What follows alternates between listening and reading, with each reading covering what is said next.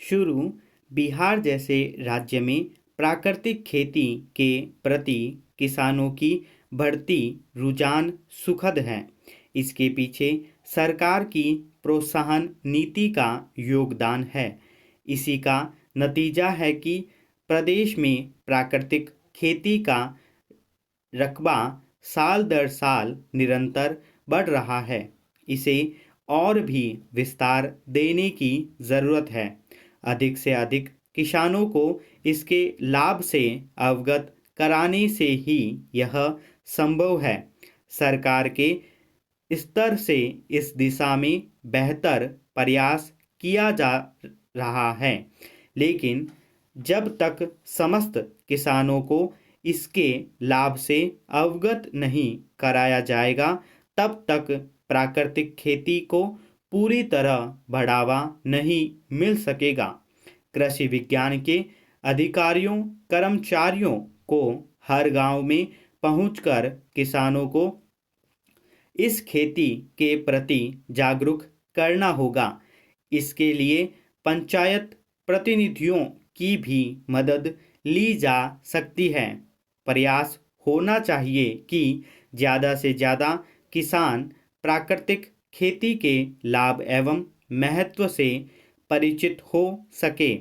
उन्हें यह बताना होगा कि अभी वे कम समय में अधिक उपज की लालच में फंसकर बेतहाशा उर्वरकों और रसायनों का उपयोग करके अपने खेत की मिट्टी की गुणवत्ता नष्ट कर रहे हैं।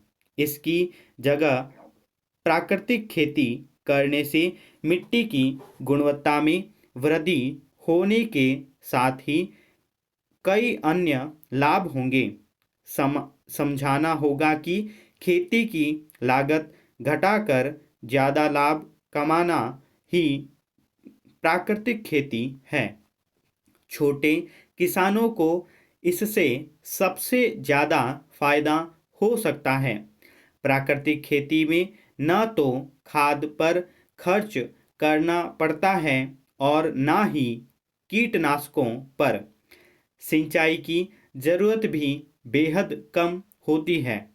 इस वजह से कई प्रगतिशील किसान अब इसे तरजीह दे रहे हैं। कृषि विभाग ने प्राकृतिक खेती को बढ़ावा देने के लिए राज्य जैविक मिशन का गठन किया है। इसके तहत अभी 13 जिलों में किसान जैविक खेती कर रहे हैं। योजना को प्रोत्साहित करने के लिए अब 25 अन्य जिलों में भी इसे विस्तारित करने की तैयारी है। इसके लिए इच्छुक किसानों को प्रति एकड़ 11,500 रुपये का अनुदान दिया जा रहा है। यह एक अच्छी प्रोत्साहन योजना है। प्रदेश के किसानों को इसका भरपूर लाभ उठाते हुए प्राकृतिक खेती की ओर उन्मुख होना चाहिए। वे चाहे तो अपनी जमीन के एक हिस्से को अलग करके या फिर हर वैकल्पिक वर्ष में प्राकृतिक और नियमित खेती करके धीरे धीरे इसे अपना सकते हैं। समय रहते किसानों को शून्य लागत आधारित प्राकृतिक खेती की ओर बढ़ना चाहिए।